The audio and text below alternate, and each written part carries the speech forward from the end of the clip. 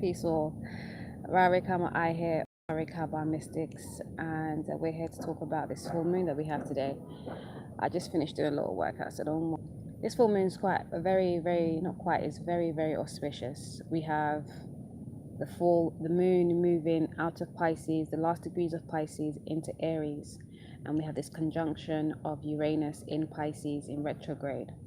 Okay, so you know that we're moving into the golden Aquarius age, meaning we were in the bronze Piscean age.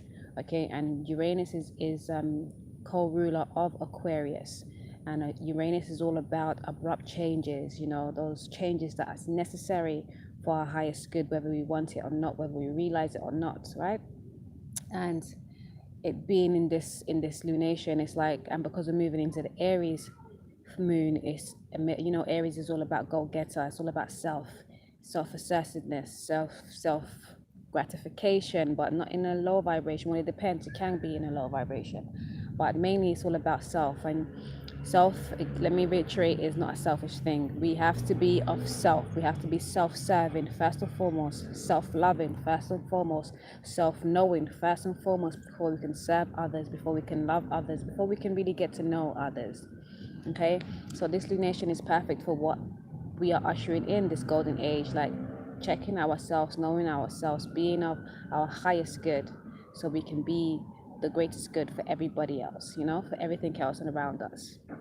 So I mean, the main and then we have Venus and Saturn in the mix, and you know, Venus is retrograde in Virgo still, so we're still checking the things that we love. We're being pragmatic about it. We're being, you know, we're fine tuning how good is it for us, how much has it been serving us. And Saturn is all about, you know, those, we want to say limitations, but I like to say the checks and balances, checking if we are on par of what we're supposed to be doing and how we're supposed to be doing it. Okay, definitely about being practical and pragmatic with Venus and with Virgo and Saturn in play.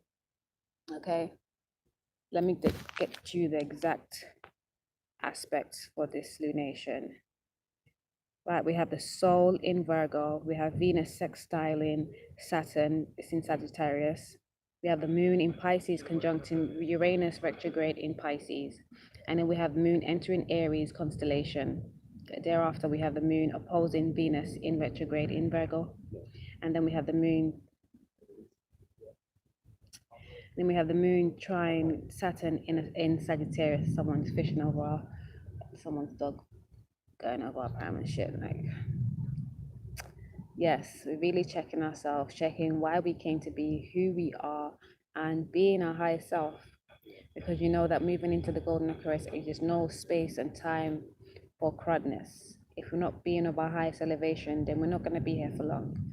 Those storms that comes about, you know, the solar storms as well that we have in right now, is like all it. And you know, I said to someone recently, it's going to be a hot winter, because even in the autumn right now, we're quite cold, and we've had a few cold days and a few showers and stuff, but those are not sufficing. Like, there's all this heat, the sun is out blazing almost every day regardless. You know, it's because we are moving into our soul's purpose collectively and individually, and of course it always has to start with the self first, right? And the numbers today, numerologically, we have the 24th being a 2 and a 4 being a 6 vibration. And the 6 vibration is very much Venus ruled, Venus energy. And because I'm very much Venus ruled myself, I've come to understand that it's imperative. And this is for myself and obviously the collective as well, that we understand that spirituality, energy, frequency, vibration begets all matter, all physical, all things materialized. Okay, so we have to check the energy, the frequency, the vibration of all things first and foremost, and then we can materialize how and what we want, because we have the power, we have the magic to do so.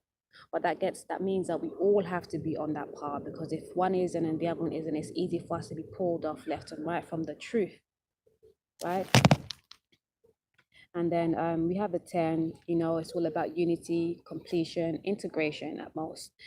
Beforehand, when I was studying numerology to begin with, you know, we used to always whittle down each number, including the 10. But of recently, I got the download that the 10 is the gateway, is the showing of what we need or what we need to do to move into this golden Aquarius age. And that's integrating our yin and our yang. That's spirit and the matter. That's the feminine energy and the masculine energy, because we encompass both.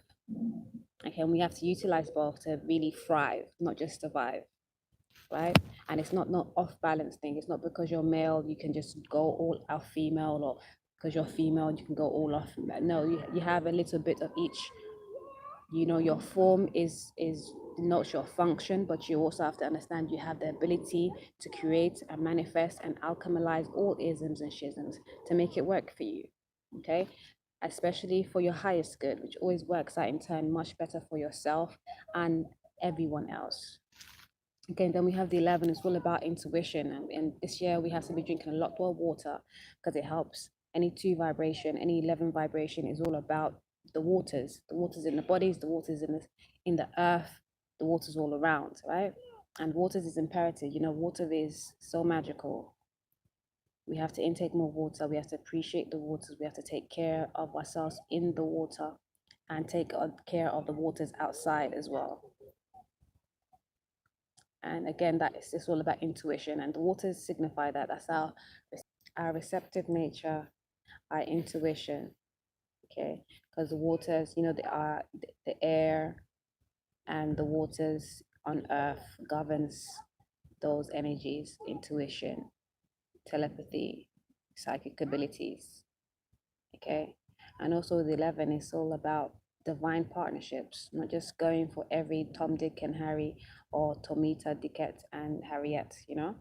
It's about what's truly for you, what's in your path, what's destined for you, not what you fated it to be. Because we have many partnerships that we can get into, and then we only have 4 real relationships that we're supposed to be in. But within those 4, if you don't learn from the first one, then you can have another one of the same one, just in a different body, same experience, same lessons. And then it is the overall energy for the day. We have a 9 vibration. A 9 is all about culmination, ending the old, tried and tested, and bringing in the new, renewed, and true. Okay, because the 9 is the humanitarian. It's the last of the single digits. Okay, it has much power. In the Chaldean numerological system, they don't even use the 9 for everybody. They don't use the 9 because they say it's so powerful that you have to be very careful with it. So they don't give it to the masses. They only use it for the few selected. And the 9 represents humanitarianism.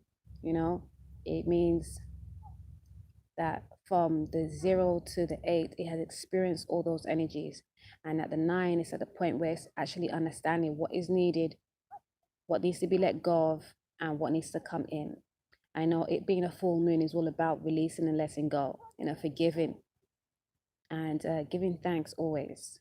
So do your rituals, what you need to release, clear out your stuff, think about what is most conducive for you at this time. Okay. Luckily, I think that's all I had to say.